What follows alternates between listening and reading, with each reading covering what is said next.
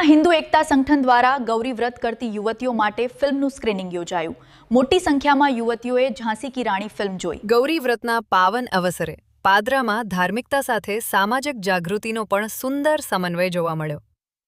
પાદરાના હિન્દુ એકતા સંગઠન દ્વારા ગૌરી વ્રત કરતી દીકરીઓ માટે વિશેષ કાર્યક્રમનું આયોજન કરવામાં આવ્યું હતું।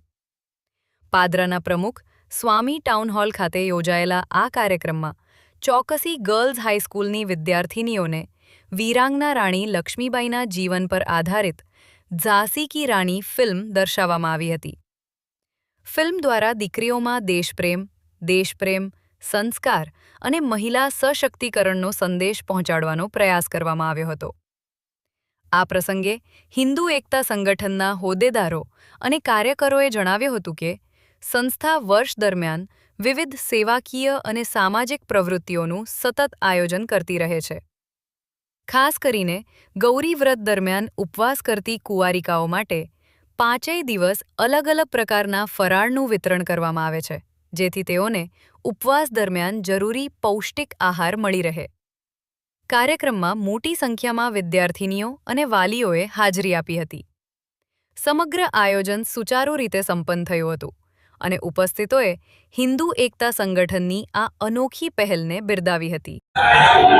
જય સિયારામ, હર હર મહાદેવ। ગૌરી વ્રતના ત્રીજા દિવસ ગુરુ પૂનમના પાવન શુભ દિવસમાં આજે કે ગર્લ્સ હાઈસ્કૂલના વિભાગ 1 એ હિન્દુ એકતા સંગઠન તરફથી મહાકર્ણિકા મૂવી એટલે કિંગ ઓફ ઝાંસી કી રાણી બતાવવામાં આવેલું છે।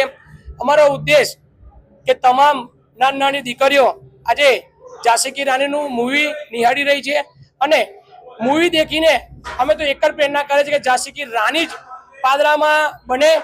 અને આ શુભ દિવસે હિન્દુ એકતા સંગઠન અને હિન્દુ શેરીની ગ્રુપ દ્વારા કેરીનું રસનું પણ ખૂબ સુંદર અલ્ફાન આયોજન કરેલું છે।